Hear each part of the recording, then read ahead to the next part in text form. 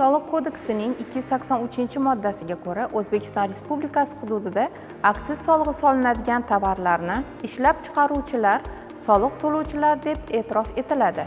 O'zbekiston Respublikasining 2023-yil 28-dekabrdagi 891-sonli qonuniga asosan soliq va byudjet siyosatining 2024-yilga mo'ljallangan asosiy yo'nalishlari qabul qilinganligi munosabati bilan O'zbekiston Respublikasining ayrim qonun hujjatlariga o'zgartirish va qo'shimchalar kiritish to'g'risidagi qonuniga asosan 2024-yil 1-apreldan tarkibida shakar yoki boshqa shirinlantiruvchi yoki xushbo'ylashtiruvchi moddalar bo'lgan, gazlangan hamda iste'mol qadog'iga qadoqlangan ichimliklar 1 litr uchun 500 so'm miqdorida, energetik va tetiklantiruvchi ichimliklar 1 litr uchun 2000 so'm miqdorida aktsiz solig'i solinishi belgilangan.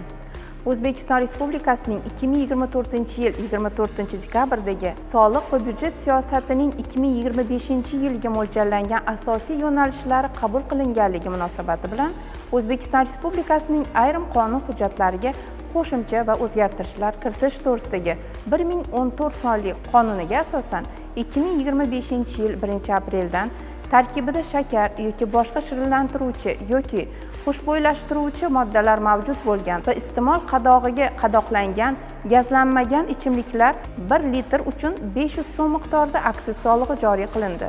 Yuqoridagi qonunlarga asosan Soliq kodeksining 289-moddasiga tegishli bandlar qo'shilib, o'zgartirishlar kiritildi. Mazkur turdagi ichimliklar ishlab chiqaruvchi tashkilotlar tomonidan aktsiz solig'i hisob-kitob qilishda hamda hisobvaraq fakturada aks ettirishda e'tibor berish lozim bo'lgan holatlar jumlasiga quyidagilar kiradi. Ishlab chiqarilayotgan aktsiz mahsulotlarni qaysi davrda realizatsiya bo'lsa, mazkur davr bilan hisobvaraq shakllantirish. Hisobvaraq fakturani to'ldirishda sotilayotgan tovar narxi, aktsiz stavkasi va summasi va qo'shilgan qiymat solig'i summasini to'liq biriktirilgan satrlarda aks ettirish, mazkur holatlarni o'z vaqtida bartaraf etish soliq to'lovchilar faoliyatida kelajakda qo'llanilishi mumkin bo'lgan tekshirishlar,